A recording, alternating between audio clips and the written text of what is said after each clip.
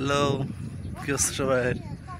আমরা এখন অবস্থান করতেছি কুমিল্লায় কোটবাড়ি শালবন বিহারে। এটা একটা পুরাতন প্রত্নতান্ত্রিক। আমরা এখন শালবন বিহারের একেবারে সবচেয়ে উপরে আছি। এখান থেকে পুরো শালবন বিহারটাই দেখা যাচ্ছে। দেখেন, আরও আগে পুরো আগে আরও অনেক বছর আগে আসছিলাম।